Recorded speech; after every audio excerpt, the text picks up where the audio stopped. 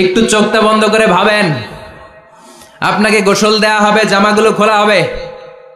এত টাকা দিয়ে যে দামি গোসলখানা টাইলস লাগিয়ে ঘরে বানালেন, আপনার শেষ গোসলটা কি ওই দামি গোসলখানায় হবে? লাশ যেখানে ধোয়া হয় ওই জায়গায় ধোয়া হবে। আপনাকে কাফন পরানো হবে।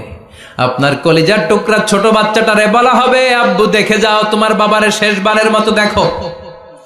আপনার বাবা মা শেষবারের মতো একটা নজর দিয়ে আপনার চেহারাটা দেখে নিবে। বন্ধু বান্ধবরা শেষবারের মতো একবার আপনারে দেখে নিবে। জানাজার জায়গায় নেওয়া হবে। হবে না এই ঘটনাটা আমাদের? হ্যাঁ, হবে কি না? হাজার হাজার মানুষ শেষ বিদায় দেওয়ার জন্য আসবে। 4টা তাকবীর দিয়ে ইমাম নামাজ শুরু করবে। আল্লাহু আকবার, আল্লাহু আকবার, আল্লাহু আকবার, আল্লাহু আকবার বলে নামাজ শুরু করবে। নামাজ শেষ, এবার পালকিতে করে কবরে যাওয়ার পালা। যেতেই হবে, যেতেই হবে। পালকিতে করে লোকজন নিতে শুরু করবে। কবরস্থানের ওই জায়গায় যেখানে মানুষ বছরে মানুষ না মরলে যায় না, ওই গহীন নিঝুম কবরস্থানে ঢুকানো হবে।